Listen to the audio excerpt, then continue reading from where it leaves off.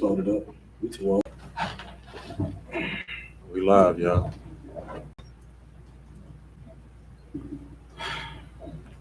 All right, Most High in Christ, we live, y'all. 1 second.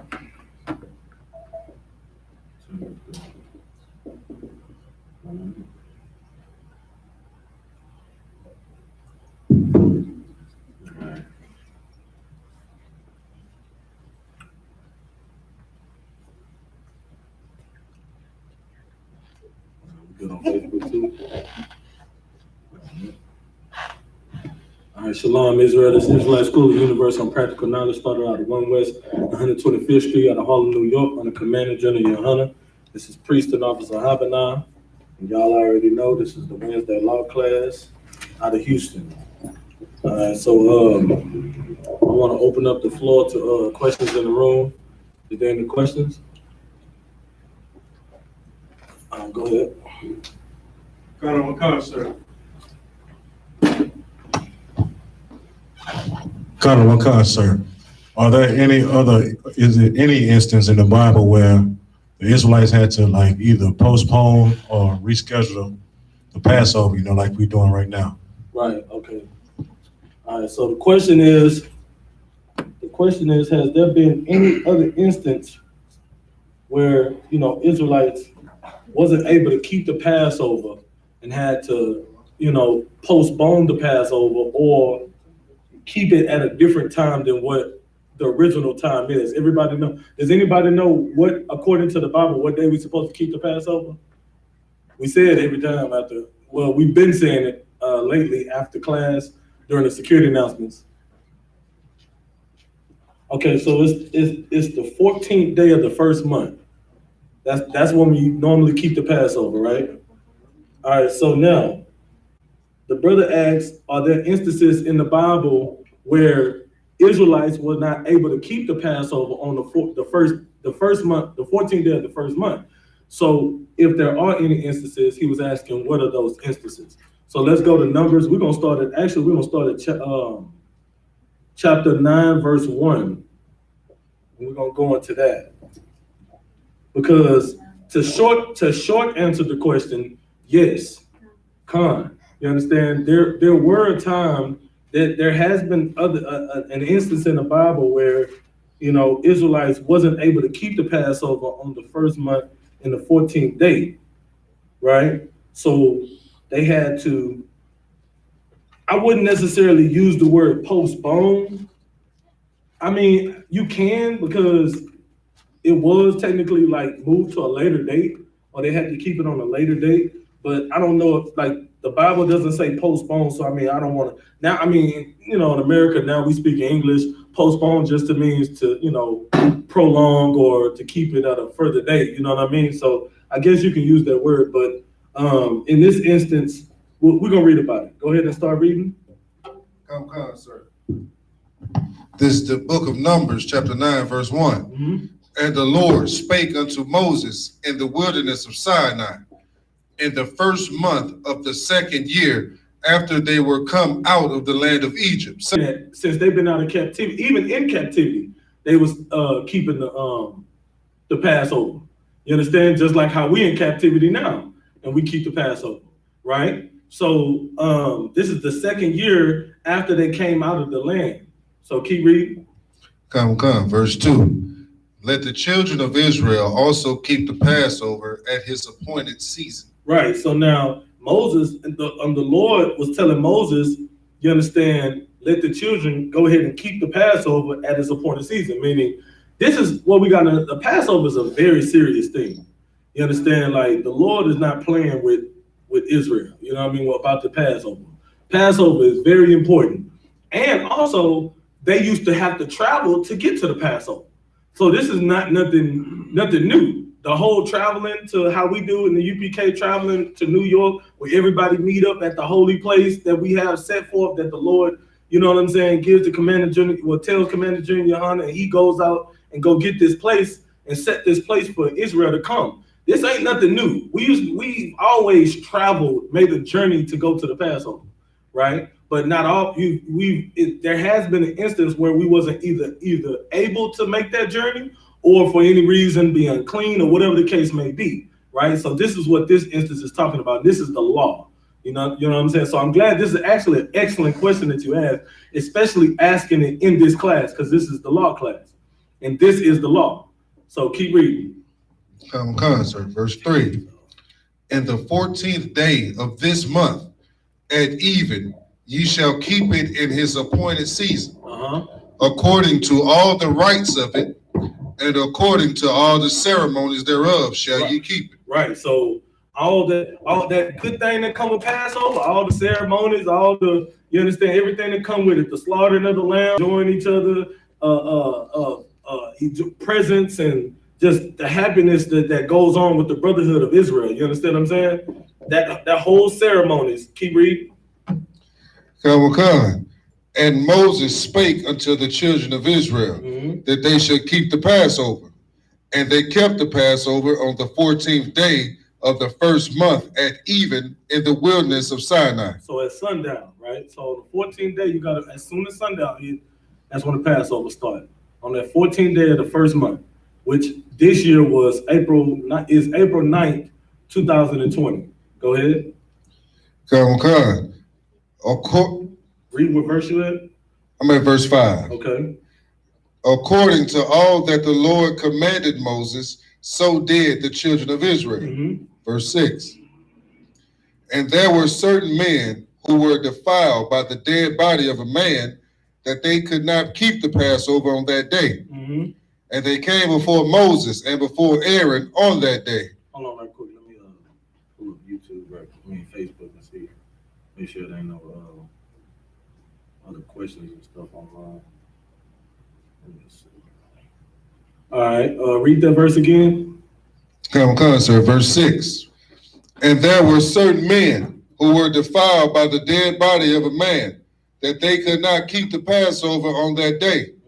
And they came before Moses and before Aaron on that day. Right. So now there were certain Israelites that, they were unclean. They were defiled by a dead body. As you know, according to the law, if you be even in the same room as a dead body, then you're unclean for 7 days. You understand? If you touch a dead body, or if you're in a room with a dead body, you're unclean for 7 days. So that's like if you go to a funeral and they have the body out in the, you unclean for 7 days. If you go to the morgue to see, identify a body, you're unclean for 7 days. If you touch the body, you're unclean for 7 days. All right. So now they were defiled by that. So they knew they couldn't keep it on that 14th day because they were unclean for 7 days. So they knew they weren't going to be able to keep it on. Now, let's say, just for time's sake, let's say this is April 9th, right? They knew that they weren't going to be able to keep the Passover April 9th. We're just using this time frame just to try to bring some context into it. So let's say the Passover was April 9th in this time, right? Just like this year. And you become unclean for whatever reason, and you can't keep the Passover. Go ahead. Come, sir. And those men said unto him, we are defiled by the dead body of a man. Wherefore are we kept back, that we may not offer an offering of the Lord in his appointed season among the children of Israel. So these men are asking like, hey man, I'm unclean. Like, so you mean to tell me since I can't, I can't offer an offering to the Lord, I can't go to the Passover this year because I'm unclean? Man, I really want to go get some of that brotherhood, man. That brotherhood is amazing, man. I show, so they're asking, are we going to be able to miss it? I mean, are we going to be able to keep it still? Are we going to miss the Passover? What's going on? Go ahead. Come, sir. Verse 8. And Moses said unto them, stand still, and I will hear what the Lord will command concerning you. So now, even see how biblical this is? Just like how in the UPK, we don't know the answer to a question, what do? Go ahead. Yeah, y'all got a mic over there? Ask somebody above you. You go to the man above you and give her a hand. If we don't have the answer, Most High Christ. If we don't have the answer, look, ain't no shame in you know what I'm saying? I have no shame in asking a man to say, Salakia, I don't have the answer to that. Y'all know how I do. If I don't know it, I just don't know it. It could be 10 questions in a row that you ask me. I don't know about that one. I'll get back to you. I don't know. It may be that one question that I can't answer. Most High Christ, I'm going to answer that one. And I'm just not going to answer the other 10. Because I would rather stand before you and say, nah, I can't answer that. And however it make me look, I don't care, because I'd rather do that than answer a question and it's wrong, and then y'all find out it's wrong, and y'all come back and say, man, I was a Habana. He said this, and these them UPK brothers teaching that, and that's wrong, and woo, woo, woo. So I would never shame the school like that. I will always say, Salakia, I'll call Cap, or I'll get the answer for you. You understand? And that's what Moses did. Did Moses answer on his own accord and tell that man, nah, man, you're gonna be able to keep the Passover? You know, this is the Lord's day. You'll have understanding. It's all good. Don't even sweat it. Or did he say, nah, you ain't gonna be able to keep the Passover? You know, you just out of there. He didn't say that. What did he say? Read that again. Come on, sir. And Moses said unto them, stand still. He say, hold up, man. Just hold up 1 second.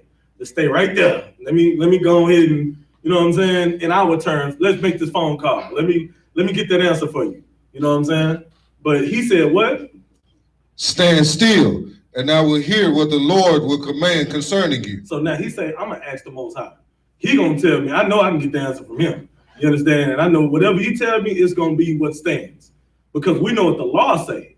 But now I need to understand, okay, you know, what do the Most High say about this situation? All right, go ahead. Come, sir. Verse 9.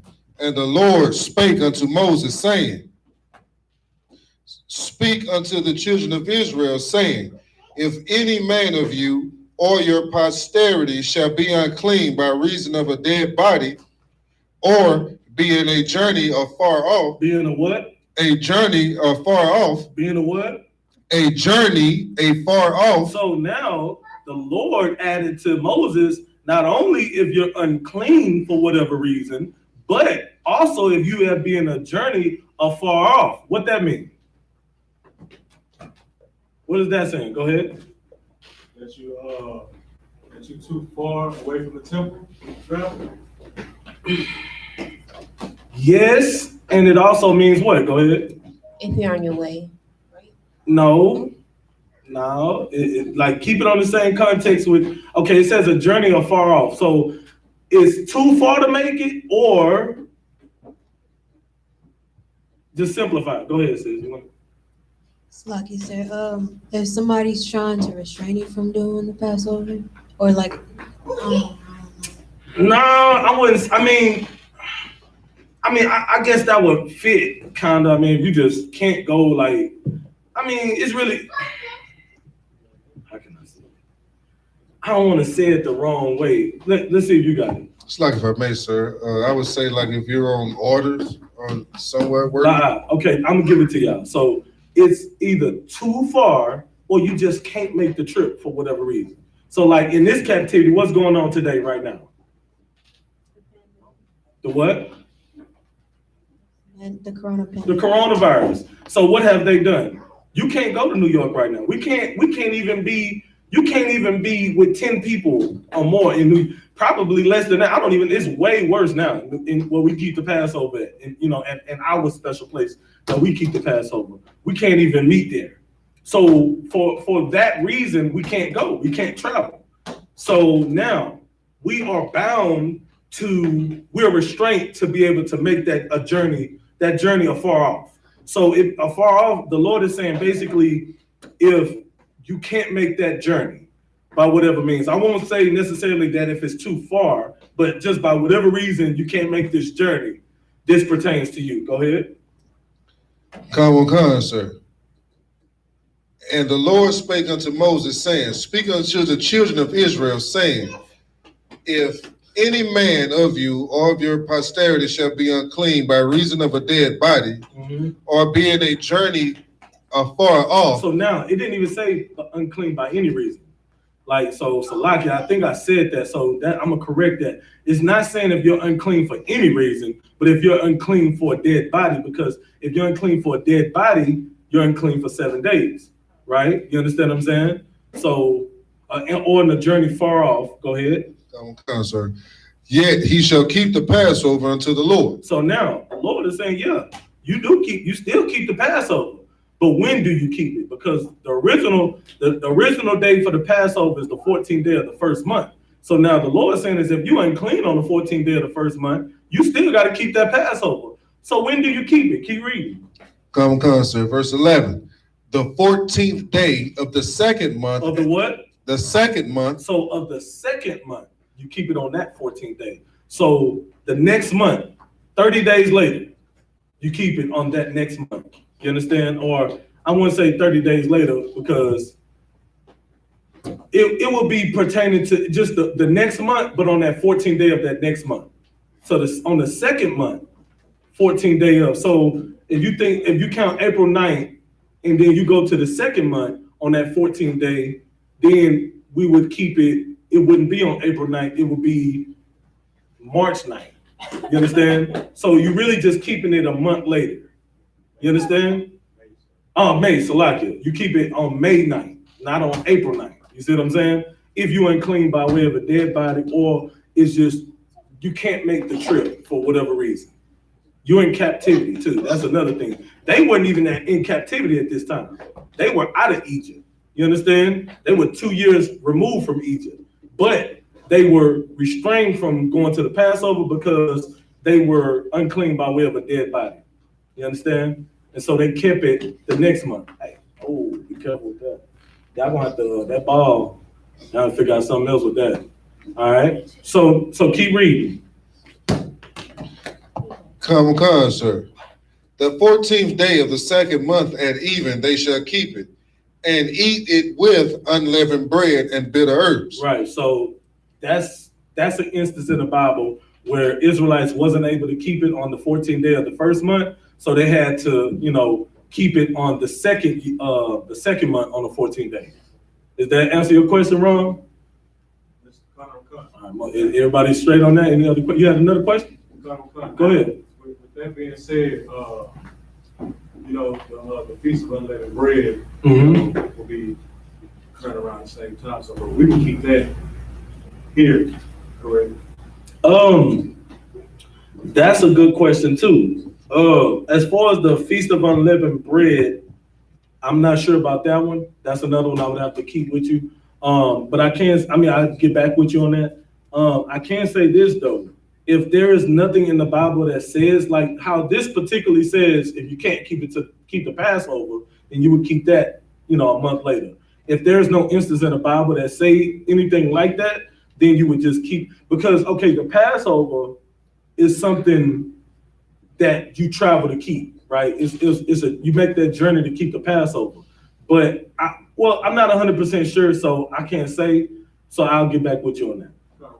All right, so now, was that it on that? Any other questions in the room?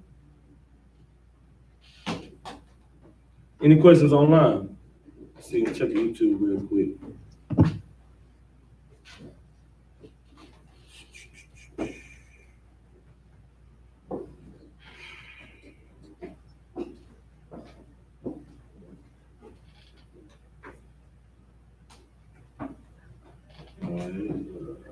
Look like we don't got no questions on YouTube. Hey, Gerald Williams, it's spelled Shalom, SHALAM. So for future references, it's Shalom, not Shalom. You know what I'm saying? We got to get that right. You understand? No O's in the Hebrew. So it's Shalom. All right, so now, with that being said, I don't see any more questions. Let me check Facebook one more time. Look like we Tawab on Facebook. All right, so I'm gonna go ahead and go into the lesson, man. So last week, can anybody remember what we went over last week? Just to do a recap. I know y'all know how I like to do my classes. I like to be interactive. So if anybody know what we went over last week, go ahead. So like I said, I remember we was talking about how Israelites had to adopt the commandments or the commands that the Lord had given them. Well, I think that was your question. I believe we went into the adoption as far as the meaning of it and us having to adopt Abraham being able to, like, that promise that the Lord gave him, but the overall lesson was on something else. But it was, it coincided with that though, but it was on something else. Let me see if you got it. Like what may, sir. Was last week Jonah? That was the week before. See, y'all disappointed me, man. Don't do me like that. Don't do me. I mean, okay, I give y'all this. I know y'all see me sometimes more than once in a week, so that could be confusing. You know what I'm saying? Sometimes I may teach more than one class, but last week I'll give it to y'all. We went into the parable where Christ, with the 10 virgins seeking one bridegroom. All right, yeah. So we went into that, and it was about being prepared. You understand? So now, this week, what I want to go into is us basically fighting through trials and tribulations. You understand? Fighting through demons, fighting through everything that Satan throws at you, fighting through everything the oppressor throws at you. Salakia, wrong. We're going to chill out on that. Fighting through all of those things, right? You can find anything else to play with, anything. But fighting through any adversity that comes your way while you're in this captivity, but maintaining, you understand, the discipline to follow the law, statutes, and commandments, enduring to the end. That's what we're gonna go over this week. All right. So I want to start. Okay. So I don't know if I want to start it off with one of my favorite stories to get into, or do I want to start off with? Let me see. Yeah. So for time's sake, I think I'm gonna do that. First, give me Matthew 24 and 12. Just hold that scripture for me, and then also give me 2 Maccabees chapter 7. It's one of my favorite stories. It's so heavy too because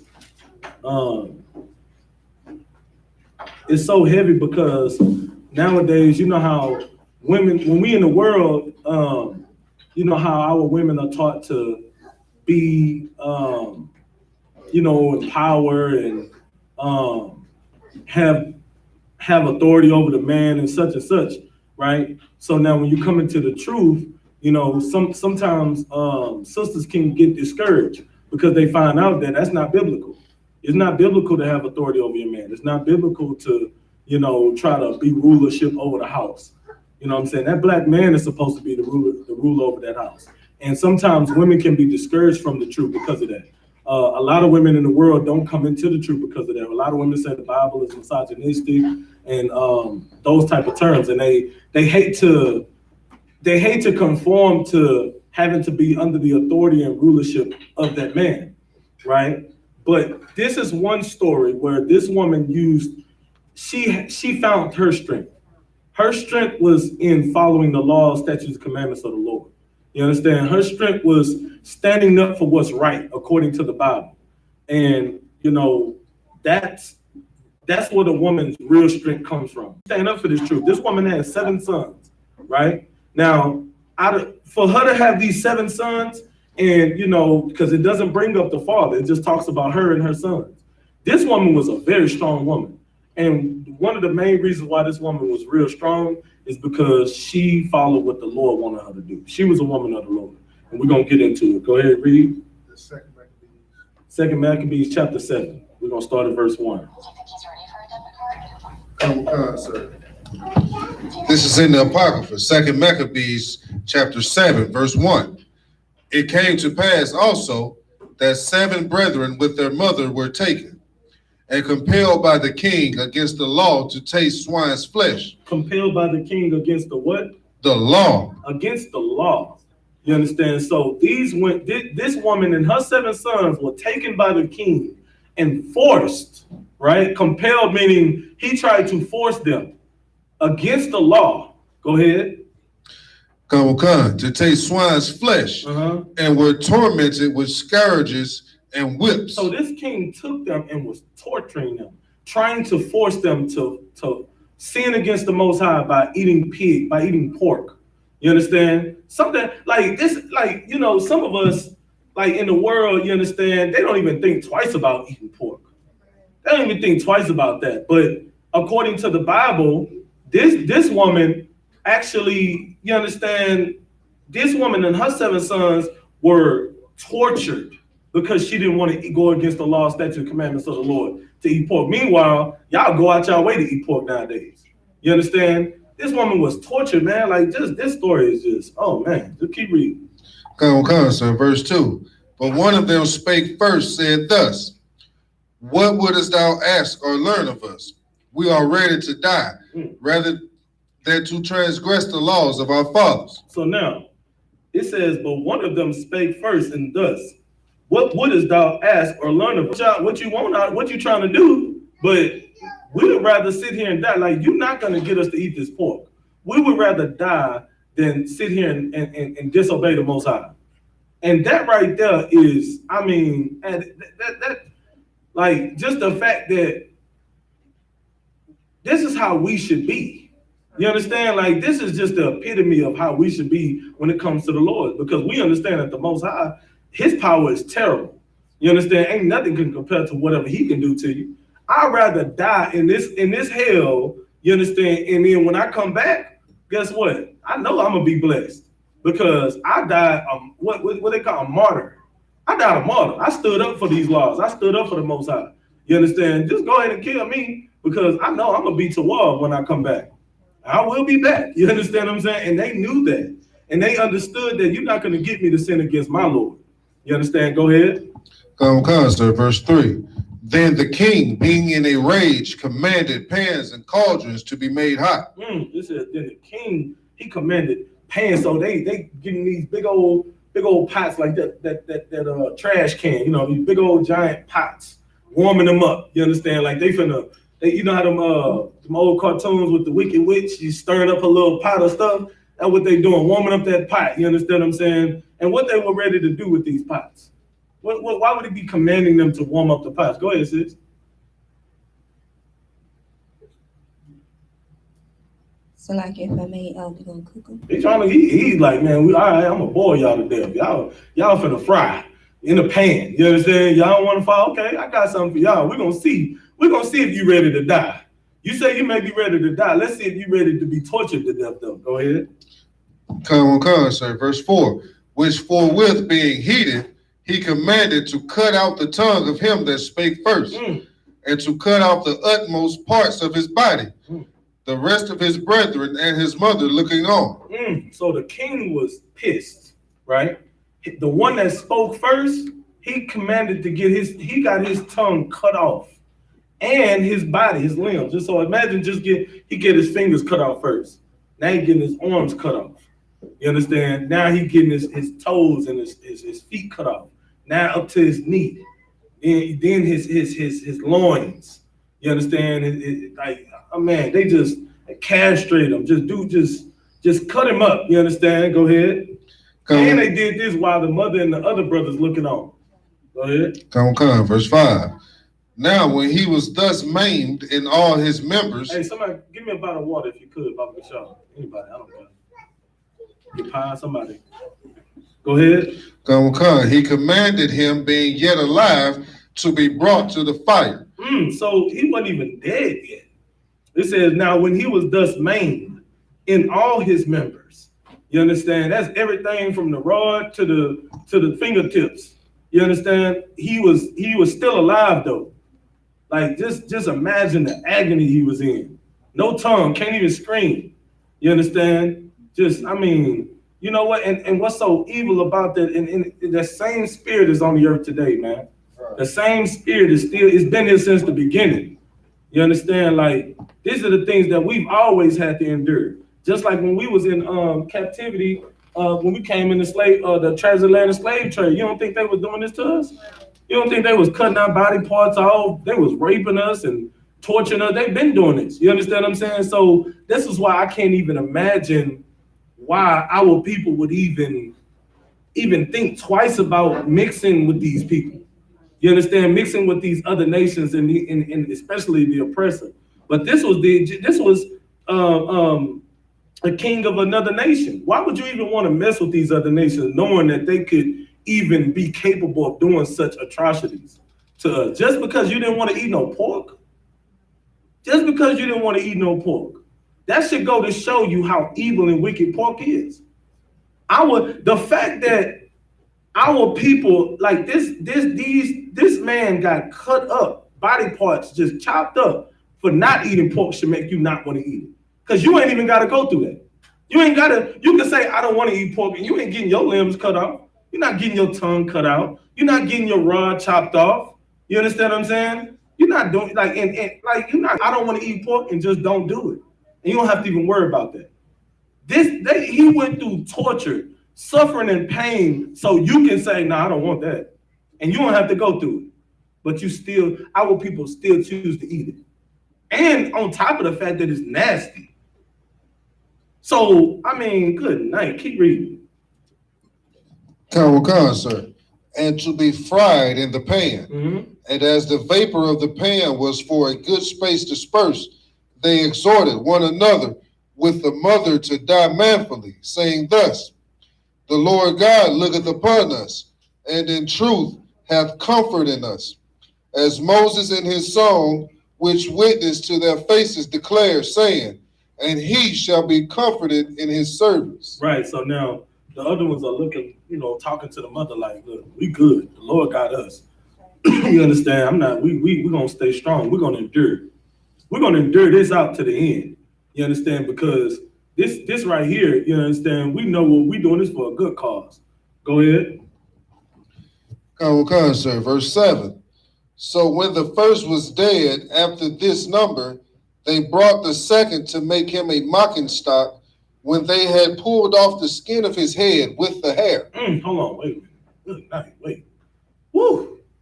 I mean, just thinking about what, like, they trying to, so now after the first one did how he got done, right? This is just the first one. The second one, they wanted to make him a mocking stock. What's that? What's another way to say it today? Go ahead. It's like, sir, if I may make an example out of it. Yeah, make him a laughing stock. That's the other way to say it. Like, they want to mock at him. Like, watch how we do him. You seen how we did the first one. Now watch how we did him. Do this next one, right? They took him by his hair. They took him by his hair and peeled the skin off with his hair. You understand? Go ahead. They asked him, wilt thou eat before thou be punished throughout every member of thy body? So they asked him. All right. So now they pulling his skin off by his hair, right? And they ask him, all right. So now, are you gonna go ahead and eat this pork, or else you gonna get tortured throughout all your body parts too? You gonna get done like that too? Go ahead. But he answered in his own language. He answered in his what? Own language. He answered in the Lashawan Kadash. Go ahead. And said no. And said what? No. But no, what he said in the Lash? Huh? La-ah. That's what he told him. You understand? Go ahead. Wherefore he also received the next torment in order as the former did. So now he got his skin pulled off by the hairs of his head, right? And then he got his body parts chopped off. You understand? And then he got thrown in the frying pan. Go ahead. Verse 9. And when he was at the last gasp, he said, thou, like a fury, takest us out of this present life, but the King of the world shall rise us up, who have died for his laws unto everlasting life. Right, so right before he about to die, he frying. His last words were this. You understand? Read it one more time. Sir. Thou, like a fury, takest us out of this present life. So now, you evil, wicked bastard, you understand? Like, you so quick because you mad, you want to kill us in this life. Go ahead. But the King of the world shall raise us up, right? Who have died for his laws unto everlasting life. Right, so now the Most High is going to raise us up, you understand? Because we died for his laws. You understand? He's going to give us everlasting life. So basically, he yelling to the king, you doing me a favor. You killing me now, but guess what? I'm going to reap a reward for this. You understand? Go ahead. So he died with dignity. He wasn't scared. He wasn't yelling out, no, please make it stop. He wasn't doing that. He wasn't crying. He yelled out, yeah, I'm dying for a reason. You know what I'm saying? The Most High is going to raise me up, and I'm going to have everlasting life because I'm following his laws. I died following his laws. Go ahead. Verse 10. After him was the third made a mocking stock. And when he was required, he put out his tongue, and that right soon, holding forth his hands manfully. So now, this was demonstrated before me. You understand, a man above me. I'm not going to do what he demonstrated, but you understand, he stood up, and before the king even got to him, he stood up with his hands out and his tongue out, like, I'm ready. You understand? Go ahead and cut off my tongue, right? So we don't even need. You know what? What's so heavy about this is because, just the spirit behind these brothers. You can tell these some niggas. Because I remember, you understand, an instance where, I went to the county jail. And of course it wasn't my first rodeo, you understand. I've been a few times, you understand? And I already knew the process. And I know the process can be quite long. So I'm like, I already know what I'm in here for. I know I'm gonna sit here for a little minute, you know what I'm saying? Come on and take me to my bunk. You understand? Like, why are we even wasting time sitting in this holding cell? Just let me go upstairs so I can just get my little 3 hots in the cot. You understand? And the spirit behind this brother that came up, like, I already know what you're gonna do to me. Huh, go ahead and do it. You understand? Go ahead. Come. He said, holding forth his hands manfully, meaning he wasn't weak. He was a warrior. You understand? He stood before that king like, do what you got to do. You understand? Go ahead. Come. Verse 11. And said courageously, These I had from heaven, and for his laws I despised them, and from him I hope to receive them again. Go ahead. Verse 12. Insomuch that the king and they that were with him marveled at the young man's courage, for that he nothing regarded the pain. So the king had to be like, dang, this young man right here, he's a warrior. You understand? Like, even the king and everybody with the king had to marvel at his courage. Like, this one right here, man, woo, this a stiff one right here. You understand? Go ahead. Come. Verse 13. Now, when this man was dead also, they tormented and mangled the fourth in like manner. I mean, they just going down the line. So now we at the fourth son, or the fourth brother, whichever one you want to say. You understand? It's 7 of them total. So now they're at the fourth one, and they done tortured him and mangled him up too. Knocked off his body parts, chopped them all up, and put him in the pan too. You understand? Go ahead. Come. Verse 14. So when he was ready to die, he said thus, It is good being put to death by men, to look for hope from God to be raised up again by him. As for thee, thou shalt have no resurrection to life. So now he telling them, look, it is good. This is an honor to die like this. It's an honor to die by the hands of you wicked bastards, because I know the Most High is going to raise me back up. You understand? I'm going to come back, and it's going to be glorious. But guess what? You ain't going to have no resurrection in life. You're not going to have you're going to, and this is not to say that the heathens don't, come back.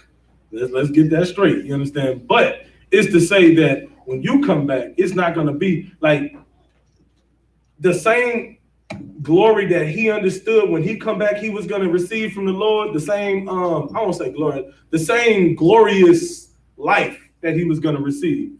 Put it that way. He knew that this heathen wasn't going to get that. You understand? He was going to be punished for what he was doing. Go ahead. Come, sir. Verse 15. Afterward, they brought the fifth also and mangled him. Did the fifth the same way. Keep going. Verse 16. Then looked he unto the king and said, Thou hast power over men. Thou art corruptible. Thou doest what thou wilt. Yet think not that our nation is forsaken of God. So he looked into the king and said, yeah, you got power over me. You got power over men. You understand? You're able to call shots and you have authority because you're a king, right? But he says you corruptible. You understand? Like you evil and wicked. You understand? You do what you want to do. Like you don't do, basically he don't follow what the Lord say do, because he's not, he's not serving the same God. You understand? He do what he want to do. But then he said, don't think that our nation, don't think us Israelites are forsaken by our God. Don't think that. They understood that they were dying for a purpose. They are dying, so now 2020, well, what's this, April 1st? 2020, we can look back and say, man, these brothers died. Man, you know what? I ain't touching that pork. Think I'm gonna eat some pork after they went through this. Man, I can't do. If you were still eating pork before you heard this story, this should surely make you put it away. You understand? Like this right here, they knew that they were dying for a purpose. Go ahead. Come on, verse 17. But abide a while, and behold his great power, how he will torment thee and thy seed. Read that again. Come on, sir. Verse 17. But abide a while, and behold his great power. Hold on, just watch. You understand? Just watch. Watch and see what's gonna happen to you. You're gonna see the Lord's great power. Go ahead. How he will torment thee and thy seed. How he will torment thee and thy seed. Like hearing that also it just brings me back to the point of why in the hell would you even want to mess with these other nations? You know nothing but death and destruction and punishment is coming to these people for the things that they've done to us. This is just one act. We can go through our history and bring out gazillion acts that they've done to us. You understand? Why would you know the Lord is like, do you not understand the Lord's anger is just built up against these people? You don't understand that. Like, why would you even want to be, and you know what's so heavy about this too? Even Christians, even being Christian, you knew like if the Lord was against something, okay, how can I put it? You knew, you still did it, right? But I'm gonna give you an instance, like, okay, so you know how we used to be in Christians, like we used to think how the Lord would just make lightning come down and strike somebody, right? I'm gonna stand over here because the Lord gonna strike your ass down. You know what I'm saying? Like, let me get over here, right? Even as Christians, we knew that being next to someone who did something wrong in that instance could possibly mean the Lord's anger was gonna come down on that person. So I don't even want to be next to you. So if that's the case, why the hell you want to be hanging out with heathens? Why the hell you want to be, you know what I'm saying? If you thought that the Lord was going to strike somebody down for lying or stealing in church, why the hell would you want to mix and mingle with heathens if you know the Lord is definitely going to punish them for the atrocities that they've committed against our people? Just think about that, Mr. Christian. Right. You understand? Like, come on, man. Like, we know that the power that we serve is great, and his anger is nothing to be played with. You understand? Even as Christians, we know that. So why in the hell are you still Christian? Keep going. Come on, sir. Verse 18. After him also they brought the sixth, who being ready to die said, be not deceived without cause, for we suffer these things for ourselves, having sinned against our God. Therefore marvelous things are done unto us. So he said, hold on. Don't be deceived, you understand what I'm saying, without cause, for we suffer these things for ourselves. So now, it says, having sinned against our God. Is that saying that they sinned against the Most High right then? What is that saying? This is going to be heavy too. This is going to be real heavy. So I want to see if y'all, going to be on the same page with me. So we know they didn't eat the pork, right? Right? So did they sin? Go ahead.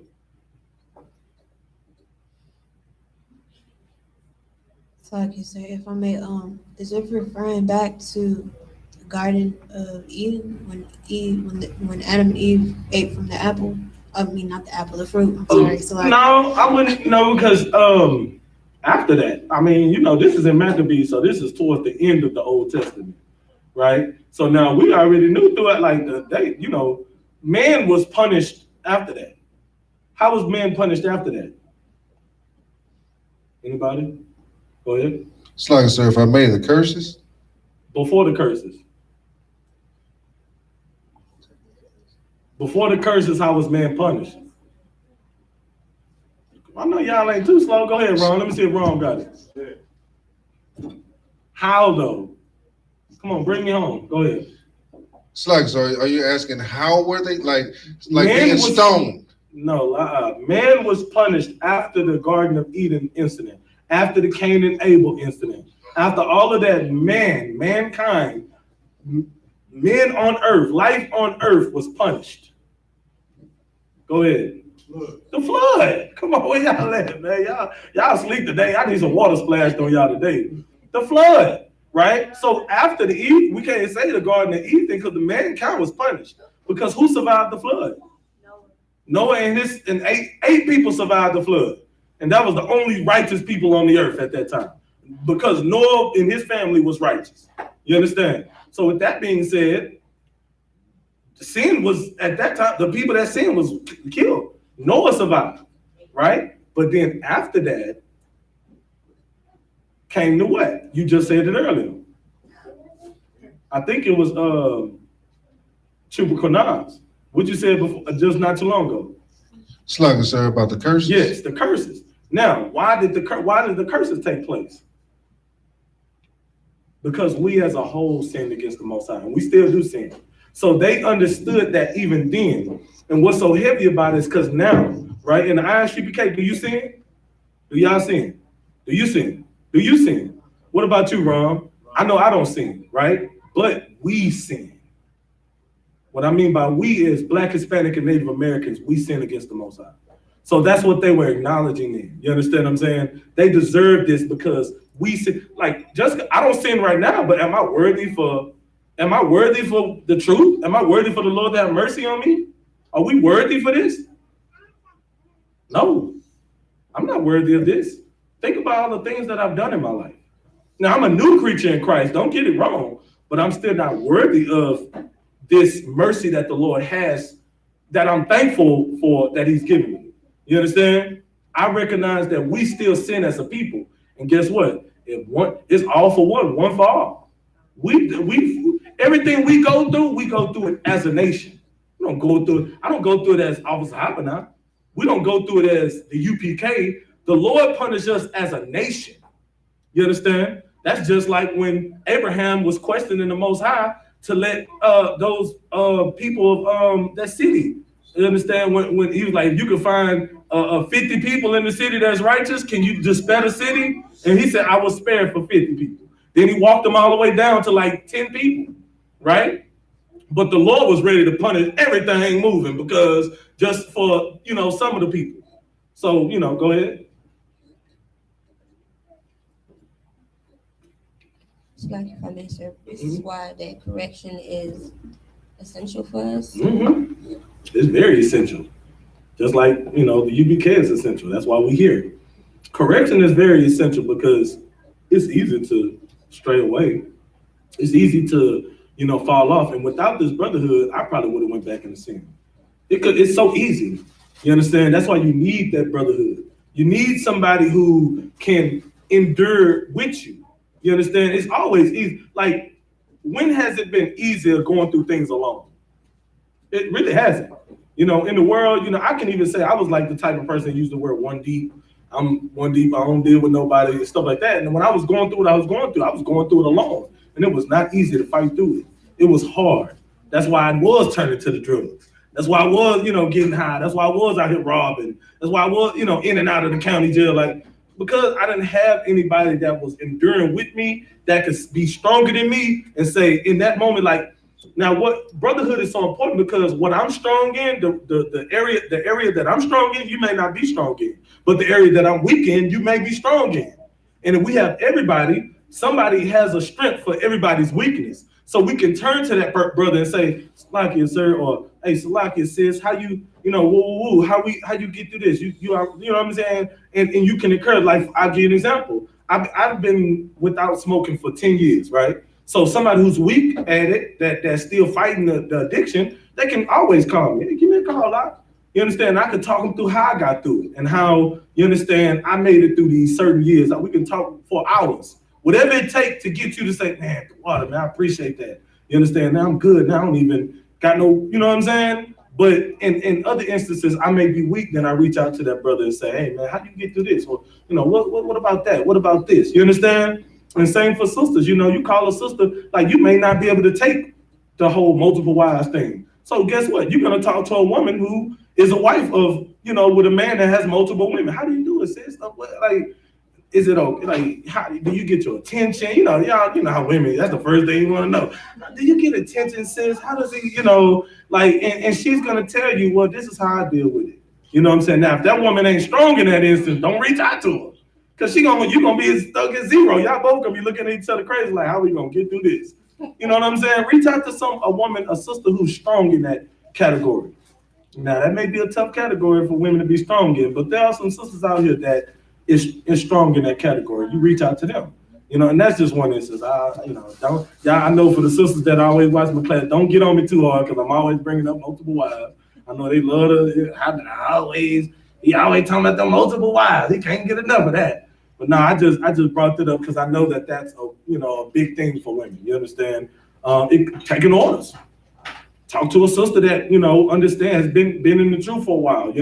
Reach out to. That's what the elder sisters are supposed to do with the younger sisters anyway.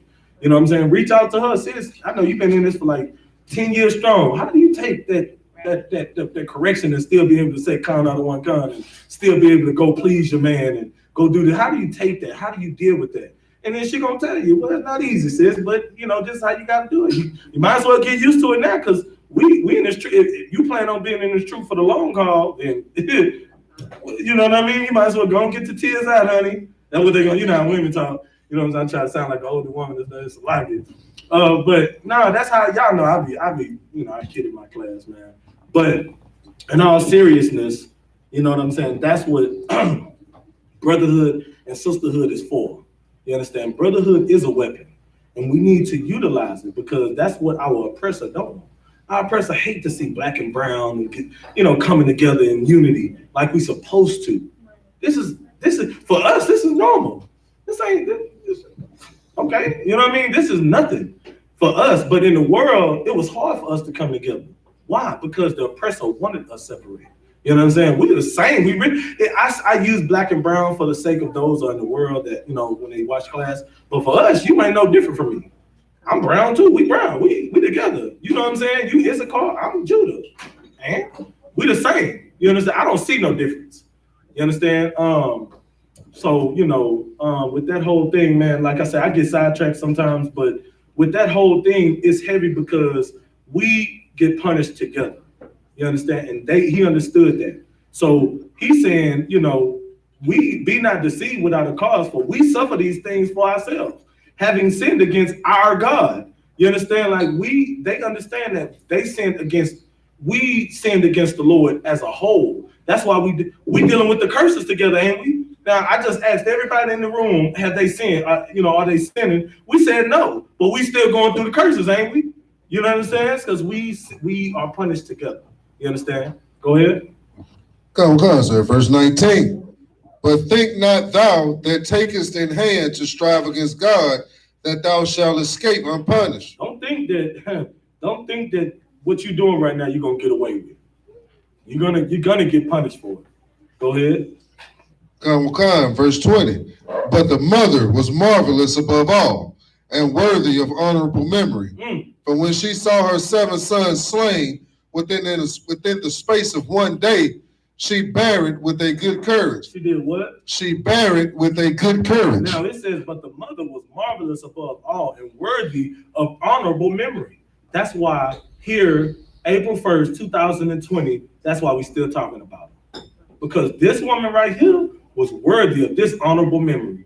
She was worthy for us to go back and remember what she did for her nation and did to serve her God and not sin against him. You understand? This woman, like, it ain't nothing, like, I don't know why they think the Bible is misogynistic, because there's plenty, Judith. You could bring up Judith. There's the women of the Lord. Listen, the women of our nation, like, they were some bad sisters, man. You understand? Bad, like, sisters, like beauty and following, in their right element. Our women, period. Black, Hispanic, and Native American women are the most beautiful thing to walk on this earth. You understand? They like the most beautiful and the most good smelling and just everything. You understand? Like it. But, I don't know why people think, we don't love our women. That's why we get more than one. We love them so much. You know what I'm saying? We just can't have one. What was that? That was, I think it was Pringles.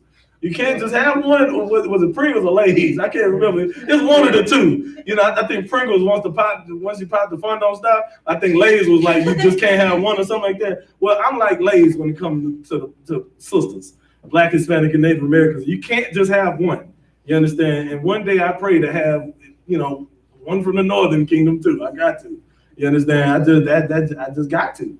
But anyway, so you know, our sisters are so beautiful. And especially when they are in their most righteous element, when they follow these laws and they, you know, being obedient and saying con out of one con, and they're in the kitchen cooking up that good old food and biscuits and cake and from scratch and all this stuff, man. I mean, what's more better than that? You understand? Like that, ain't nothing better than that, Black man. Y'all know what I'm talking about. You understand? And this woman was one of those type of women that you just had to honor her and her memory of doing what she did. You understand the courage that she had and the strength to stand up and watch her sons before her. Like this is all done before her. These are her children. Just imagine that. You know what I'm saying? I know we got two sisters in here that got kids and pregnant. Like, could y'all imagine that? Seeing your children getting tortured in that way? I know as a father, I couldn't. You know, I'm a father to 3 girls, just to see, just to think about them being, you know, they body parts being chopped off in front of me and just thrown in a pan to fry. Like that hurt, it hurts me to think about it. You understand? Because a good parent is gonna want to die before their kids. A good parent don't want to see their children die before them. You understand? Right in front of them too. You want to do everything that you can to prevent that. But this woman had to endure through that. She had to endure through all of that to the end. You understand? Because she was not going to sin. She wasn't going to give up and say, no, don't do it no more. I'll eat the pork. She wasn't going to do that. She was courageous against this wicked kingdom. You understand? And we should be courageous against this wicked oppressor in this system. You understand? And what we going through, we got to endure, just like this woman endured. Keep reading. Because of the hope that she had in the Lord. Mm-hmm. Verse 21. Yea, she exhorted every one of them in her own language, filled with courageous spirits, and stirring up her womanish thoughts with a manly stomach. She said unto them. So in her own language, she's speaking to them in Hebrew. And she's stirring up her womanish thoughts, right? So what does that mean when you're stirring up your womanish thoughts, but in a manly stomach? What does that mean when it's saying that? Does it mean she's trying to be like a man? Go ahead. What she's about to say is she's going to say it, I guess, real strong. She's going to say it right. She's being feminine, but she's stirring it up, being courageous like a man. You know what I'm saying? She didn't lose her femininity, but when it says like a manly stomach, meaning she's just trying like that, building up that courage and saying it with, you know what I'm saying, with that courage, but she still has those womanish thoughts. So it's like, she's not forgetting, okay, I'm a woman in this instance, but I gotta be strong. You understand? So there's nothing wrong with that. Sisters, you can be strong, but don't forget that you're a woman. You can't, you know what I'm saying? Sometimes our women get too strong and the testosterone kick in and they didn't forgot they got, you know what I'm saying? They forgot they got boobs in the butt. They just turn into a whole man. You understand? And that's a bad thing. And let me tell you something about that. That will never get you anywhere with a man. Y'all gonna be in there bumping heads all day, because guess what? He's gonna let you know that his roar is louder than yours, and y'all gonna be sitting up there roaring at each other, and you're gonna try to be as you're gonna try to be as manly as possible while he's the man, and it's just, you're never gonna win that battle. Now, if he's a weak man, then you know you may find some success there, which is a testament to what's going on nowadays in this kingdom, because our men are effeminate. And an effeminate man is going to let a woman that has a little bit of, a little bit of manly stomach, you know what I'm saying? And he's going to submit to her. And he's going to think it's okay. And that's not okay. Because honestly, as a woman, do you really, think about it.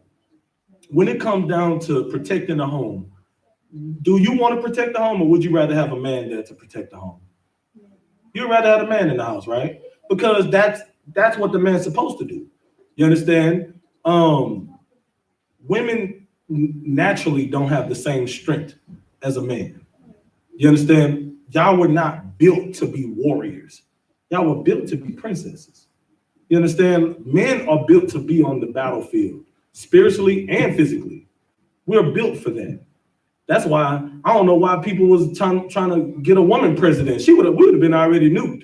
It would have been over. She would have pressed the button. If Hillary, she'd get on her period, and next thing you know, she mad. Somebody, the chief of staff, that said something that pissed her off. That, you know what? I'm just hit the button. She gonna hit the button like she gonna break the button trying to hit it. You understand? I'm tired of this. I can't take it no more. That's how, so we know, come on now. You understand? Let the man handle it. It's okay, mama. Just go ahead and relax.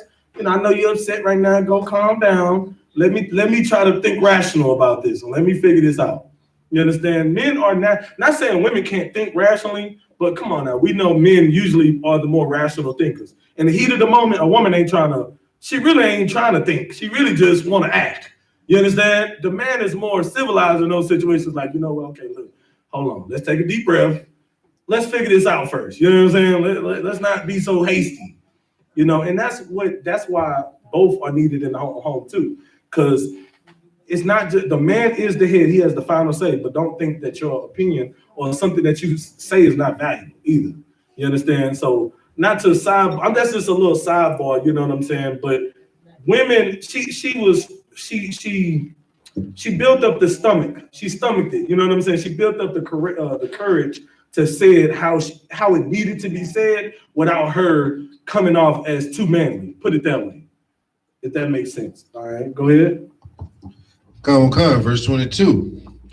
I cannot tell how ye came into my womb, for I neither gave you breath nor life. Mm-hmm. Neither was it I that formed the members of every one of you. Mm. But doubtless the creator of the world, who formed the generation of man and found out the beginning of all things, will also of his own mercy give you breath and life again. So now she's talking to her sons.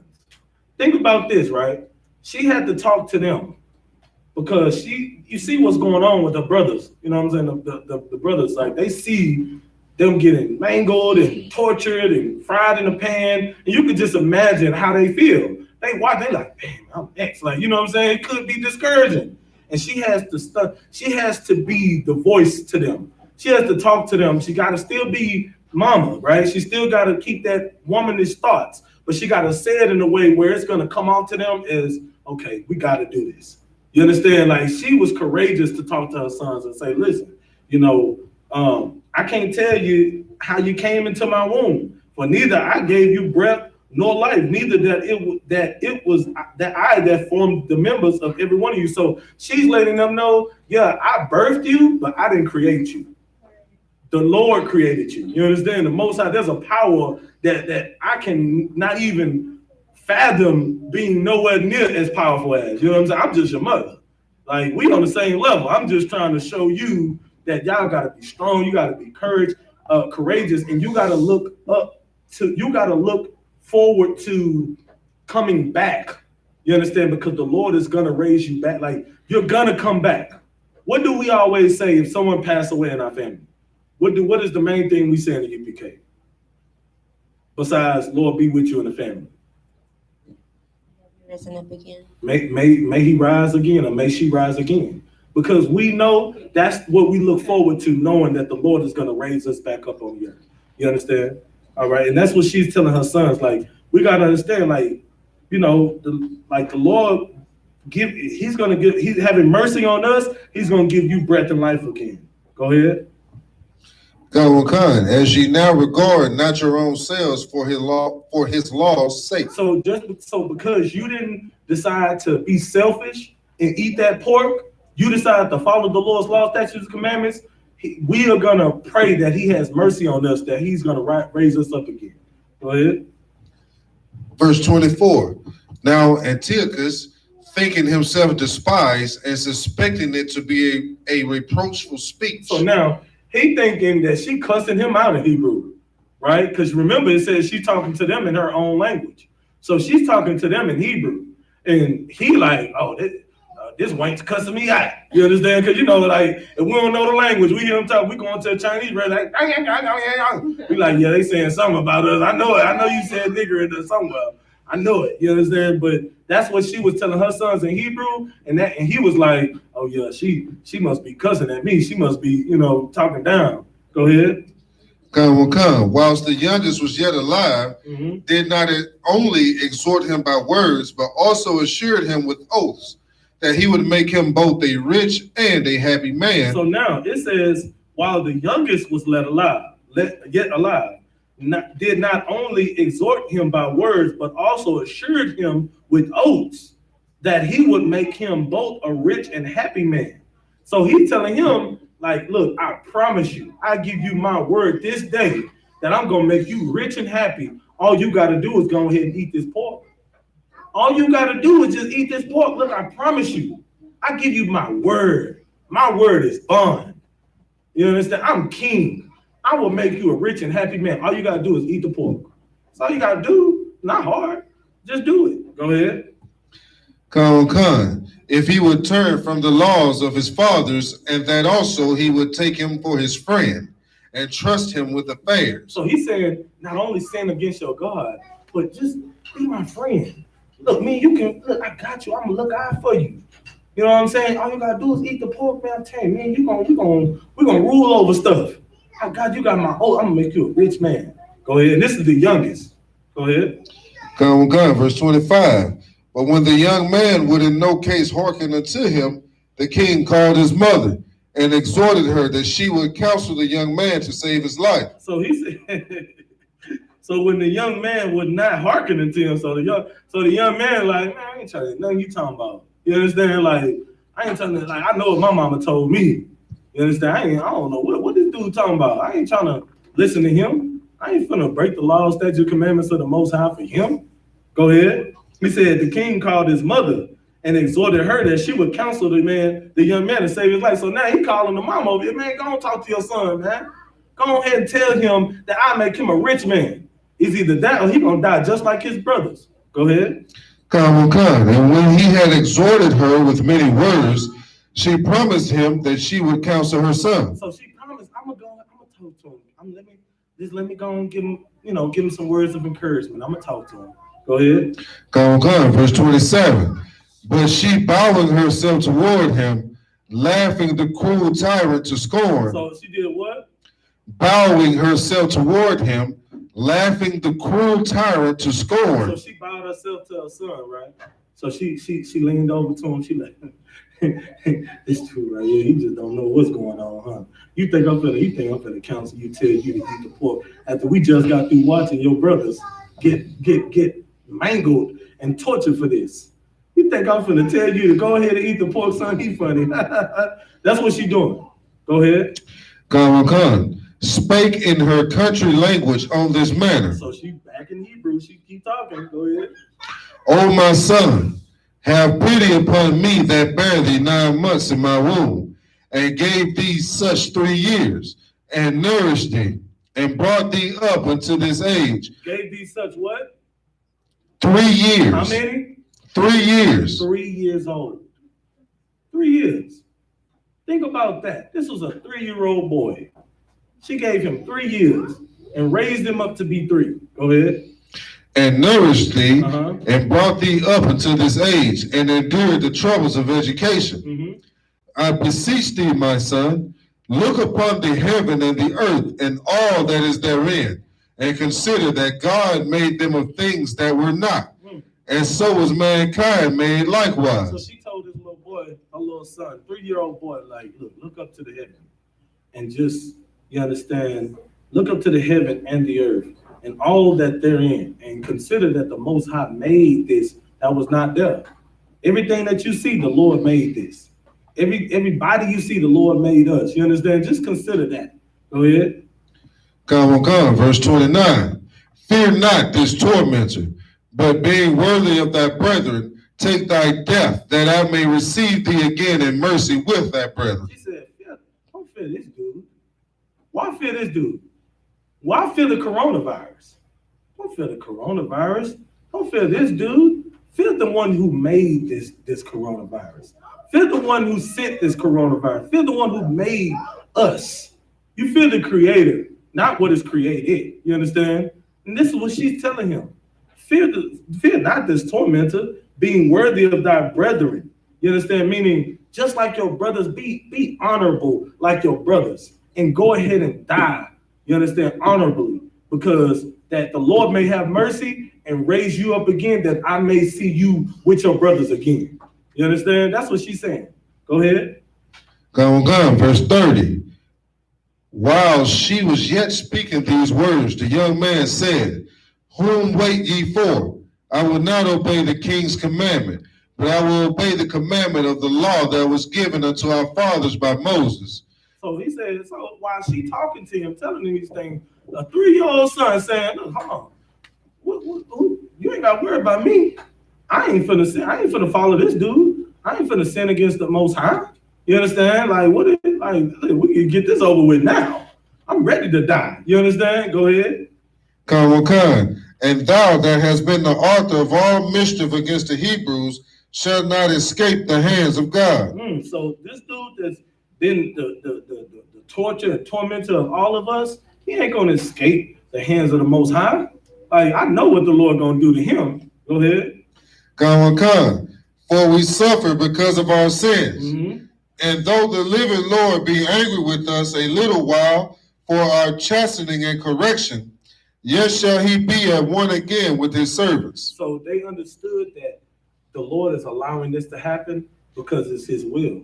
It's because they understand that they have to receive some type of punishment for something that they've done or in the past. Or like I said, the same people who committed those sins against the Most High is why we going through the curses. Guess what? We're those people. We just back on the earth again. We serving out these curses, like, because we the ones who did it. We got to make it right. You understand what I'm saying? That's why we suffer all for one for all, because we was the same ones that was messing up. The reason why we got to even go through the curses. You understand? And they understood that. He understood that even as a little boy. You understand? Which is a testament to us, how we raise up our kids in the UPK. You understand? From birth, they in the truth. They understand, okay, even as a 6-year-old, even as, how old is EJ? 3. You understand? At 3-year-old, 6-year-old, 9-year-old, 10-year-old, you understand? 15. Like, they understand that this is what must take place. They understand the law, statutes, commandments. You understand? That's how we raise them up. And this is how this mother was raising up her boys as well. Go ahead.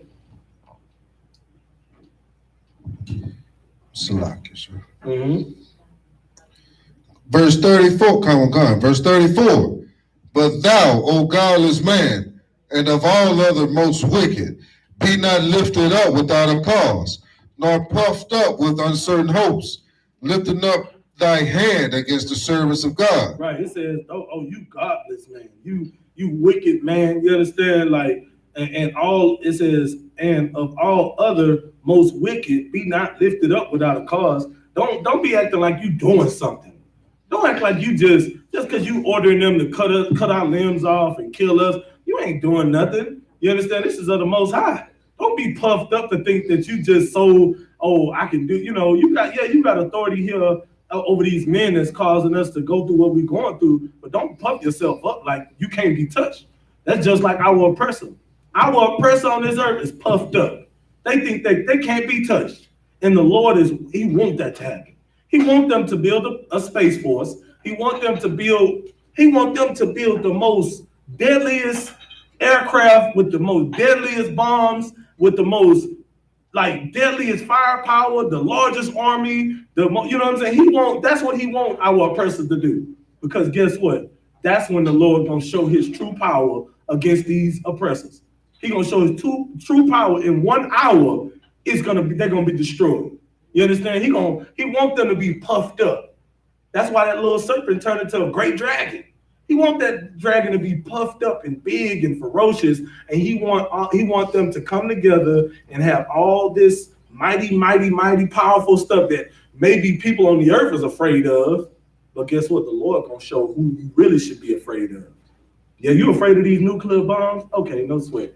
I'm gonna show you who is more powerful than them. And he gonna do it in an hour. So that means it's like not only am I more powerful than them, but this was no sweat. Taking them out was no sweat. You understand? That's what he's gonna do. And then we all gonna marvel at the Lord's power. And everybody is gonna marvel at the Lord's power. That's what the Lord wants. You don't puff yourself up like you out here killing us like you just the big bad wolf. Yeah, the Lord allowing this to happen. Don't think you ain't gonna get like you're gonna get punishment for this. Don't think. You understand? Go ahead. Verse 35.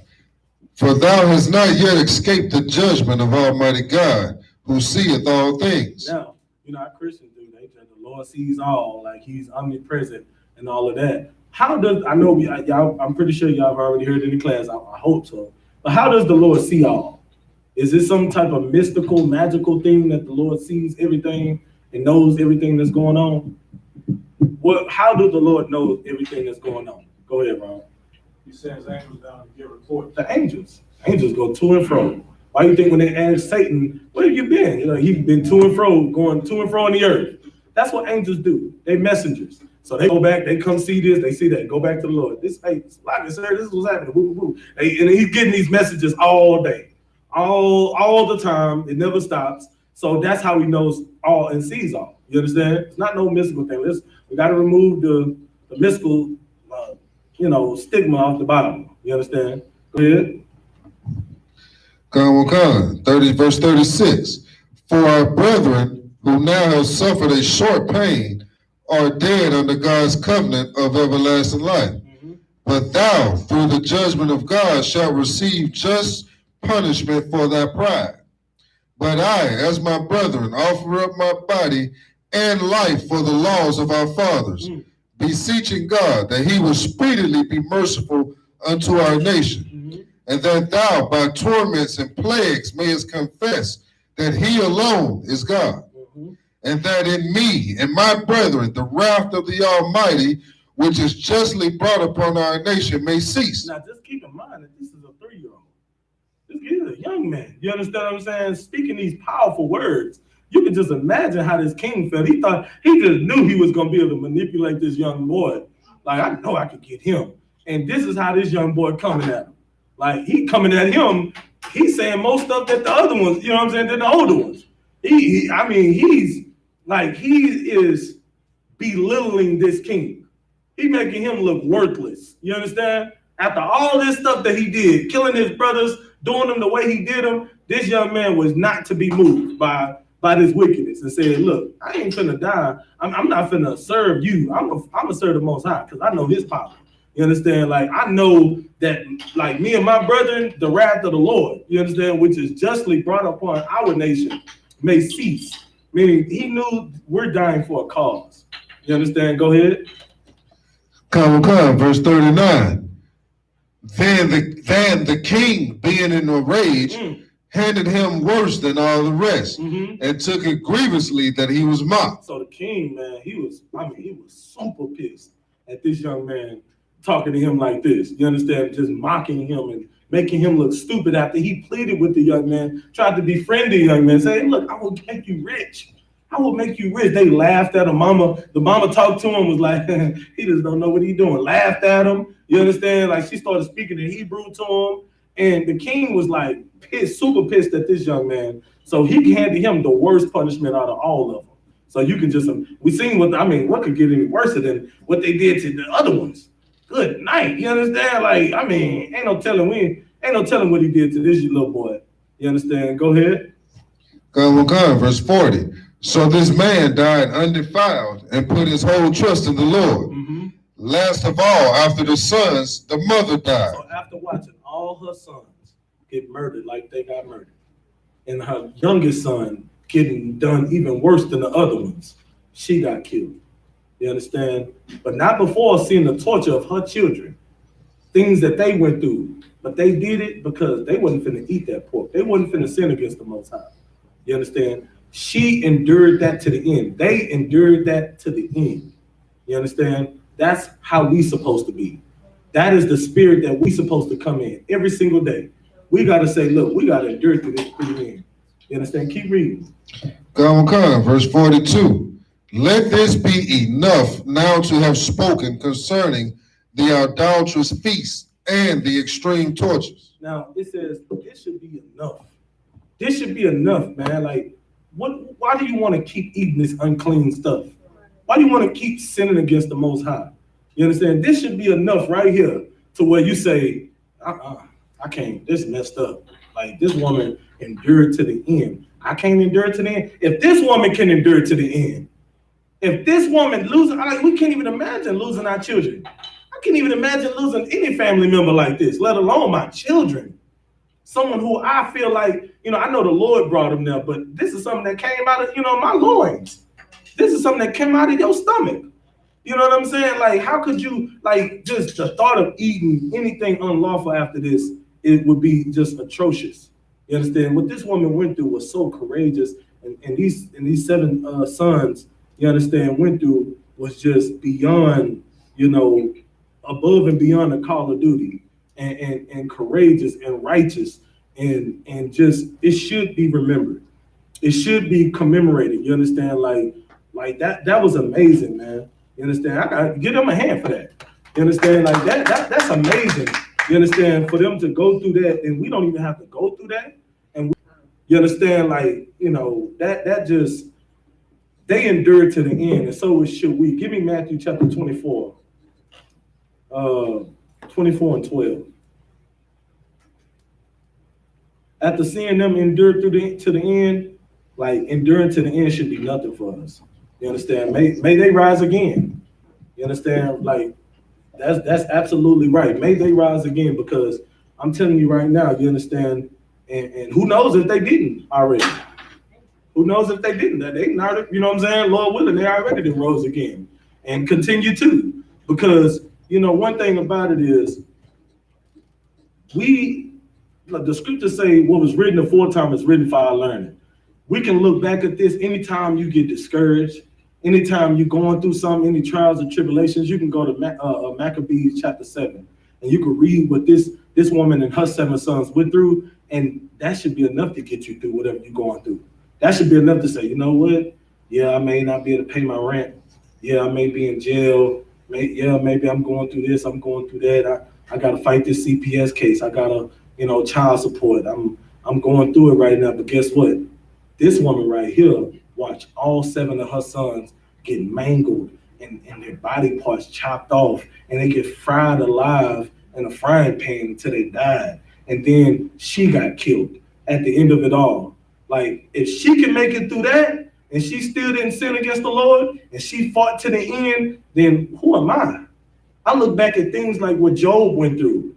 Look at what he went through. He lost his whole family too, and was plagued with all types of, with a disease and everything else. And he fought through it. He endured to the end. I could have brought out that. You understand what I'm saying? The whole point is, we must fight through this. We got to get through these trials and tribulations. We have the truth now.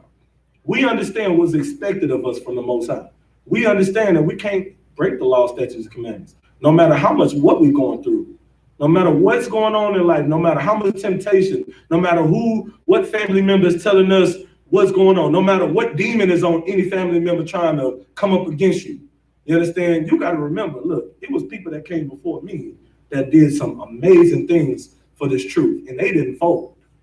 You understand? And what's so heavy about this was a woman. So if this woman can do it, we can't look at our women and say, oh, no, I'm too weak. You can't be, as a woman, you can't look and say, no, I can't fight through this. I'm too weak. No, you can build up that courage. What she did, she had her womanly thoughts, but she had built up a manly stomach. You understand? She had courage.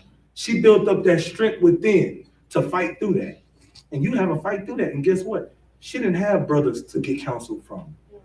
She didn't, in that instance, she couldn't. She was already she was already taken captive by the king. Well, guess what? You got brothers.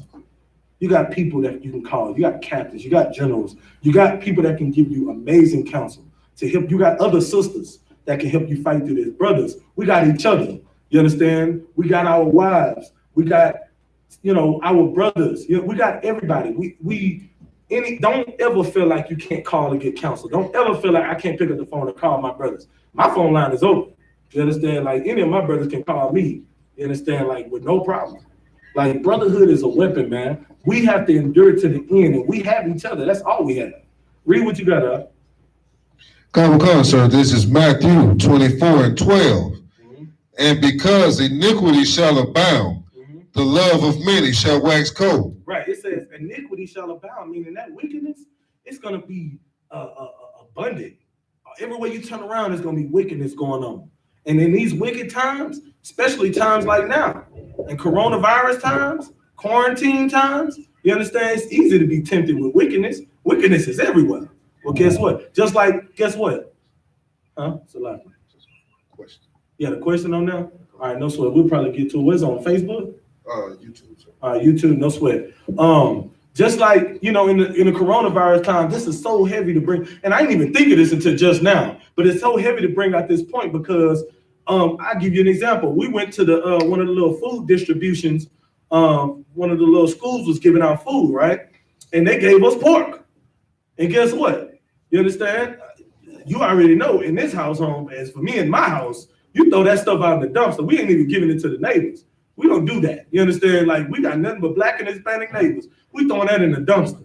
If the dogs want to get it out the dumpster, hey, no sweat. You understand? But we throwing that away. Get that out the house and throw that in the dumpster. You already know the drill. But guess what? It's hard times right now. At that time, food was tough. No food stamps. You understand? We got 3 kids. They each had a house at home. So y'all already know you got kids. You understand? So it was tough. But guess what? We didn't eat no pork. I don't care if it was no food in that house. We're not eating that pork. I don't care if that was the only food in the house. Throw it in the dumpster. We're gonna be all right. Because the Lord I would rather die in starvation than sin against the Most High. You understand? And in these times, that's what we need. This is the type of encouragement we need. Now, I'm not gonna be tempted by this pork. It's the coronavirus out here. I know, you understand, I know I'm hungry. It's there to eat. Oh, well, I just won't eat. Guess what I'll do? I pick up the phone and I'll call Cap. So I guess I need something to eat. We ain't got no food up here. And guess what? Commander General YAHANNA will provide.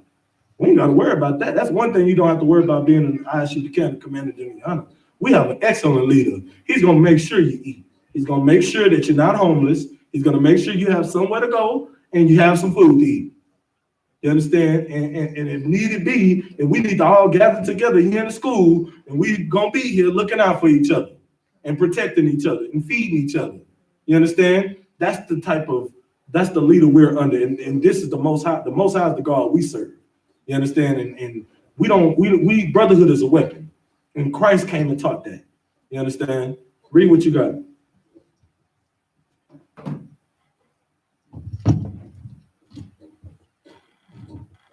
Hey, Mike Oliver, that was Maccabees, 2 Maccabees in the Apocrypha, 2 Maccabees chapter 7, the whole chapter in the Apocrypha. While you read that, I'm gonna go to so you at verse 13 now, so like I'm going to see what question is up there. This is the book of Matthew, chapter 24, verse 13. But he that shall endure to the end, the same shall be saved. He that endured to the what? The end, the same shall be saved. So when you get thrown into prison, you understand what I'm saying? And you going through it, and you may be facing the death penalty. He that what? Endure to the end. When you child support, you got to pay that child support. You understand? Or you ain't, you can't get a job. You understand? You can't pay your bills. You got to what? Endure to the end. When you sit up here, you may be in an abusive relationship. You know what I'm saying? You call to get counsel because guess what? You endure to the end. And guess what? And you call for counsel, and the Most High is gonna send counsel through that brother, and he's gonna tell you the righteous thing to do, and you follow that counsel. You understand what I'm saying? Because we go through things that we go through, the trials and tribulations that we go through, or we going through it for a reason, and we must what? Endure to the end. Y'all understand, right? So that's just the bottom line. You understand? Seeking eternal life, Salakia, sir, if I may, why did Yahweh weep over Lazarus? That's something I would have to get back to you on that. I'm familiar with the story, but I need to go back over it. So I'll get back to you on that. Ask me again next week, Baba Kashaw. That's the only question, I believe. Come on, sir. All right, so the whole point of this whole lesson, man, especially in times like these, because like Commander General YAHANNA say, this is just to shake up the earth. This is just to shake up the other nations. You understand? This ain't even the end of it. Like he said, this is gonna be like a calm before the storm. You understand? This is just to shake things up, and you see it's shaking things up pretty good too. You understand? This ain't a light thing. They talking about. You understand? Like this stuff getting worse and worse. It's going, they continue the whole little social distancing thing for another 30 days. You understand? Running through the end of April.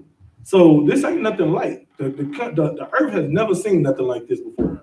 So, and this is just the beginning. The scriptures say this is the beginning of sorrows. There was just an earthquake in Idaho, right? If I'm not mistaken, yeah, in Idaho, 5 earthquakes in Idaho. Good night. Like if that's the case, I know for sure it was one. I think this was this morning. Or yesterday, it was just recent, right? I know Puerto Rico was hit with 5 earthquakes. That was like last month or something, or a couple months ago, you understand? But it's been nothing but earthquakes and pestilences and famine, because the locusts are running rampant out there in Africa. You understand? They're going crazy. Yeah. It's 9 earthquakes. Today? Strike Idaho. Good night. Say that in the microphone, sis, Baba Kashaw. Read the article if you could. Yes, come say. So what's the source? The source is IdahoStateJournal.com. 9 earthquakes strike Idaho. Authorities searching for damage and injuries. 9 earthquakes, including one capable of causing significant damage, rocked Idaho on Tuesday evening. The U.S. Geological Survey reported that the first of the quakes was a powerful 6.5 magnitude trembler that occurred about 44 miles west of Chalice around 5:52 p.m. That's good. That's good right there. 6.5 magnitude, and it said 9 earthquakes didn't hit in Tuesday. What is it? Tuesday afternoon, Tuesday evening. Dang, you understand? But that's what the Bible says, that there's going to be pestilences and earthquakes in diverse places. You understand? And famine. And all 3 of those things are happening right now at one time. We got, so name them. So we got the earthquakes already. We already understand that. And what's the pestilence? We know that. But what is it? See? No. The Rona. You understand? The coronavirus is the pestilence. And there was Read it. Give it a mic. So like I said, there's now a massive fire forest in southwestern China. Forest fire in southwestern China. You understand? That's famine, because that's destroying all the greens and the all of that is plagues that's happening. Go ahead, sis. No. So you remember when we were having those hurricanes back to back when Harvey came, and then the fires came. Like we're having so much happening right now. Oh yeah, like this is what the Bible talks about: the wars and the rumors of wars. And what they were saying, they talking about this is a biological weapon. You understand? China was saying the U.S. was waging war against them. China also supposed to be it's some stuff going on with China and I don't know if it's Iran. I don't know. They probably be preparing for war. The U.S. Naval ship or warship was just infested with coronavirus. You understand? Like, listen, this is really happening right now. So if you was unsure about the Bible being real or the Most High being real, you need to really rethink that right now and get in this truth, because these Bible prophecies are coming true right before our eyes. You understand? And listen, if you ain't in the UPK, you in the way. Salakia, you understand? No Salakia. You understand? So, hey, man, with that, make sure you pay your tithes to the men of the Lord, www.I.S.U.P.K.com. Click the donation link. You understand? You got the app on Android, the I.S.U.P.K app. Go ahead and, send your money through that way. These times are trying times, but we must endure to the end, man. That's the bottom line. It ain't no ifs, ands, or buts about it. The Lord don't expect or require anything don't expect anything less of that, and require us to endure to the end. You understand? So with that, I'm gonna pass the class over to Priest and Officer Ron. Well, the Israelite School of Universal and Practical Knowledge started out at 1 West, 125th Street, Harlem, New York. Room for new brother and sister. When a new brother or sister comes into the school, they are off limits for 6 months. They're to be saluted only. They're here to shed themselves of the world. If they need transportation, the teacher will arrange it. After 6 months, if a brother or sister has an interest in a particular person, he or she must get permission from the head to speak to a brother or sister. There's another 6 months in which brother and sister will court each other. After this 6-month period, brother and sister will get permission from the head to marry. Tithes, which is a commandment, out of the book of Numbers, chapter 18, verse 21, Malachi, chapter 3, verse 8 through 10, means 10th of the Hebrew, Mayasharah, 10% of every penny of any increase the Lord gives you. Gives it to the Treasury Department or teacher. Priest fund, free will offering for priests, not mandatory, whatsoever amount you would like. Upcoming holy convocations is the Passover, which has been postponed until further notice. If anyone wants to become a trooper in the school, to start wearing all black, boots, shirt, pants, headband, or scarf. These are security announcements. With that, Imagine, this means to stand. We're gonna give one courtesy salute to the brothers. Men of Israel, Amadim Shabbat, Majim, Barak, Yazamata. Sorry. We're gonna give one courtesy salute to the sisters. Men of Israel, Amadim Shabbat, Majim, Barak, Yazamata. Dismiss. That's how I pray. Please hold our talk until we clear offline.